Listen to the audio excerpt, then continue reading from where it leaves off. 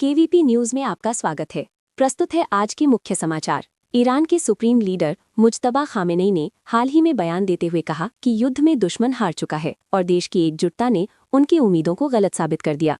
उन्होंने फारसी नववर्ष नवरोज के मौके पर दिए संदेश में कहा कि विरोधी देशों को लगा था कि लगातार हमलों के बाद ईरान की जनता सरकार के खिलाफ हो जाएगी, लेकिन ऐसा नहीं हुआ। इसके उलट हमलों के बावजूद देश के लोग एकजुट रहे और यही उनकी सबसे बड़ी ताकत साबित हुई। खामेनेई ने यह भी कहा कि दुश्मनों की ये गलत गणना थी कि कुछ दिनों के हमलों से ईरान कमजोर पड़ जाएगा या अंदर से टूट जाएगा। उनके अनुसार राष्ट्रीय एकता और जनता के समर्थन ने इस युद्ध में निर्णायक भूमिका निभाई और इसी कारण उन्होंने इसे दुश्मन की हार बताया। ये बयान ऐसे समय आया है जब ईरान और उसके विरोधियों के बीच तनाव चरम पर है और लगातार सैन्य हमलों व जवाबी कार्रवाइयों के बीच हालात बेहद संवेदनशील बने हुए हैं। मिडिल ईस्ट में बढ़ते तनाव के बीच अमेरिका ने अपनी सैन्य मौजूदगी और मजबूत कर दी है। रिपोर्ट्स के मुताबिक अमेरिका के 3 वॉरशिप क्षेत्र की ओर बढ़ रहे हैं, जिन पर करीब 2200 मरीन सैनिक तैनात हैं। इन जहाज़ों में उन्नत युद्धक क्षमता है और ये समुद्र से हवाई तथा जमीनी ऑपरेशन दोनों को अंजाम दे सकते हैं। बताया जा रहा है कि ये तैनाती ईरान के खिलाफ संभावित बड़े ऑपरेशन की तैयारी का हिस्सा है। खासतौर पर ईरान के खार्ग आइलैंड पर कब्जा करने या उसे ब्लॉक करने का विकल्प भी अमेरिका के सैन्य प्लान में शामिल माना जा रहा है, क्योंकि ये द्वीप ईरान के तेल निर्यात का सबसे बड़ा केंद्र है। हालांकि अमेरिकी अधिकारियों ने अभी तक सीधे जमीनी कार्रवाई का अंतिम फैसला नहीं लिया है, लेकिन सैनिकों और युद्धपोतों की ये तैनाती साफ संकेत देती है कि स्थिति तेजी से गंभीर होती जा रही है और भविष्य में बड़े सैन्य कदम उठाए जा सकते हैं।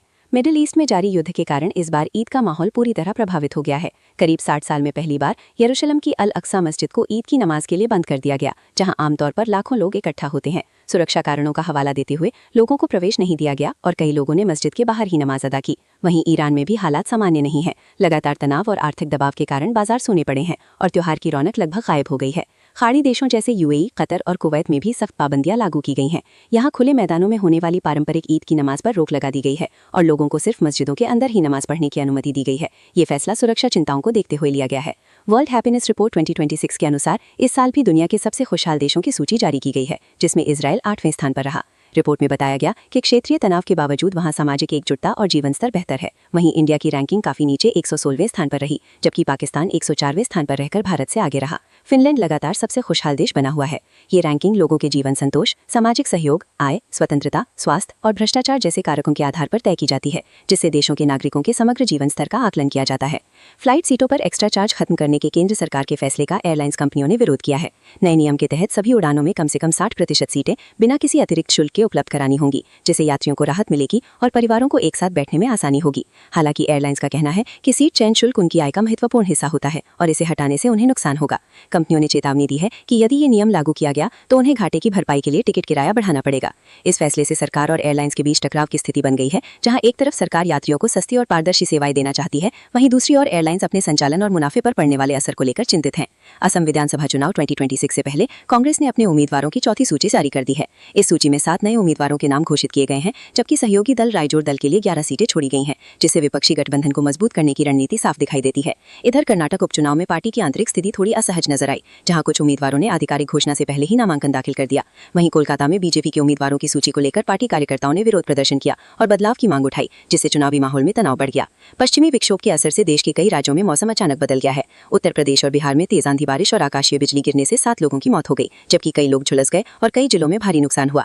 मध्य प्रदेश और राजस्थान में भी बारिश के साथ ओलावृष्टि हुई, जिससे फसलों को नुकसान पहुंचा और मौसम में ठंडक बढ़ गई। वहीं दिल्ली में तापमान गिरकर करीब 21 डिग्री सेल्सियस पहुंच गया, जो मार्च महीने में पिछले 5 साल का सबसे ठंडा दिन माना जा रहा है।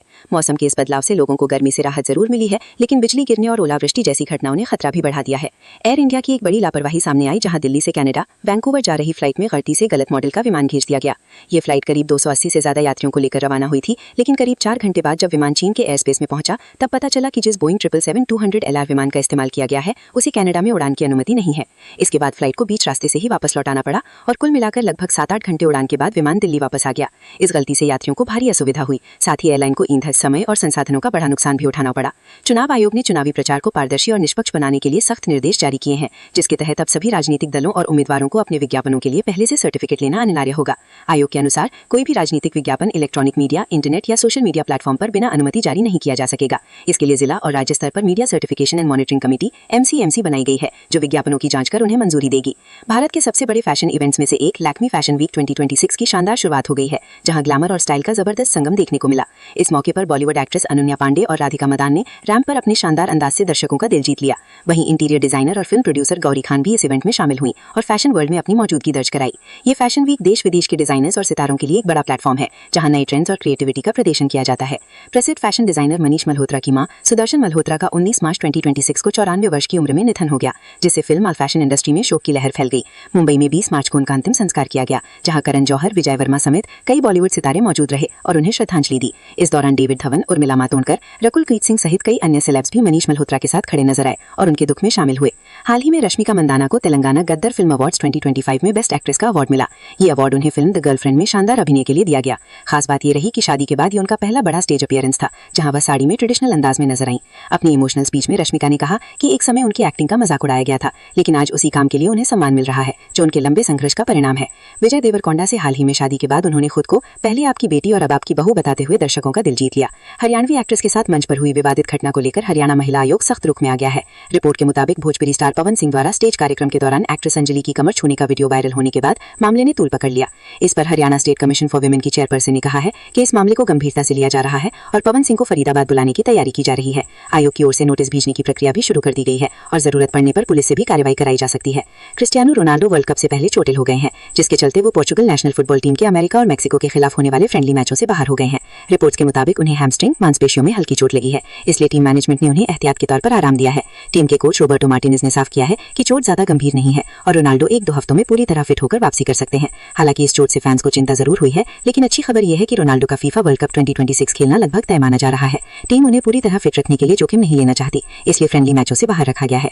गोल्डन टेंपल से जुड़ी एक AI जनरेटेड फोटो को लेकर विवाद खड़ा हो गया है, जिसमें कथित तौर पर युवराज सिंह और हार्दिक पांड्या को नंगे सिर दिखाया गया, जबकि अन्य क्रिकेटर्स और एक्टर्स के सिर ढके हुए नजर आए। इस तस्वीर को सिख धार्मिक मर्यादाओं के खिलाफ और बेअदबी माना जा रहा है, क्योंकि दरबार साहिब में सिर ढकना अनिवार्य होता है। इस मामले ने सोशल मीडिया पर लोगों की भावनाएं आहत कर दी हैं और कड़ी प्रतिक्रिया देखने को मिल रही है। आज 21 मार्च 2026 को भारत में मौसम अधिकांश क्षेत्रों में धुंधला धूप और हल्के बादलों वाला बना हुआ है, जबकि उत्तर भारत के पहाड़ी इलाकों जैसे देहरादून में हल्की बारिश और ठंडक का दौर जारी है। देहरादून का तापमान न्यूनतम 12-15 डिग्री सेल्सियस और अधिकतम 24 डिग्री के आसपास रहने का अनुमान है। सुबह 8 बजे के करीब 14-15 डिग्री के साथ 100% बारिश की संभावना, नमी 90% से अधिक, हवा की गति 7-8 किलोमीटर प्रति घंटा तथा आर्द्रता उच्च स्तर पर बनी हुई है। दिल्ली में 15 से 30 डिग्री, मुंबई 24 से 30 डिग्री, चेन्नई 26 से 34 डिग्री तथा कोलकाता 23 से 32 डिग्री के बीच तापमान रहने की उम्मीद है, जहां धुंध और आंशिक बादल प्रमुख हैं। सूर्योदय देहरादून में सुबह 6 से 21 से 6:22 बजे तथा सूर्यास्त शाम 6 बजे होने का अनुमान है। वायु गुणवत्ता सामान्यतः अच्छी श्रेणी में बनी हुई है। इसी के साथ KVP न्यूज से आज के समाचार समाप्त हुए। नमस्कार।